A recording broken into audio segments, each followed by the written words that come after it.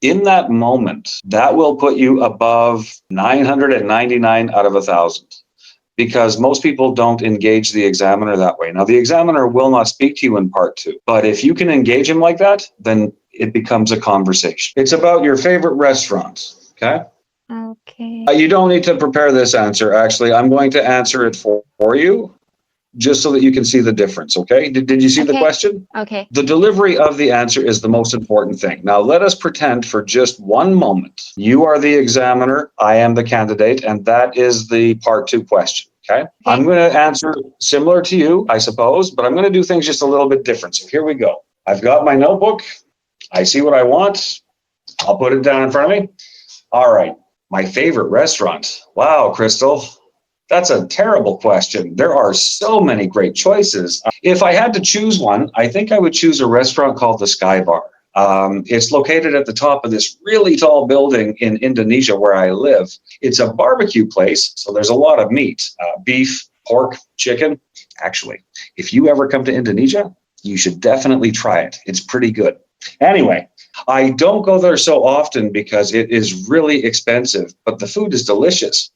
You know, last year, my girlfriend took me there for my birthday and blah, blah, blah, blah. One of the things that most people do is they answer exactly what they see. The challenge that you chose for yourself and the challenge that other people will choose will be different, but they will all say what it is, how you learned about it, why you want. And when you do that, that's not a conversation, that's an interview. Now, what I did with my answer is first, I used your name. And I also said, hey, if you ever come to Indonesia, you should try it.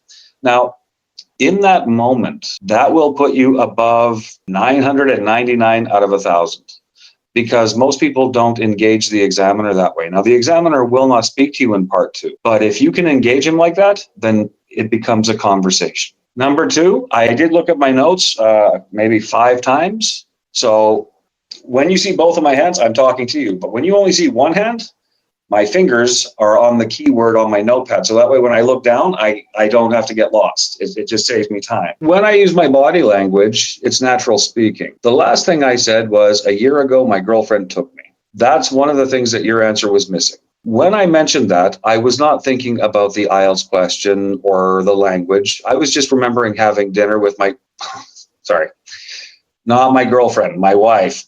We got married last week. I keep forgetting that she's my wife now. It's crazy.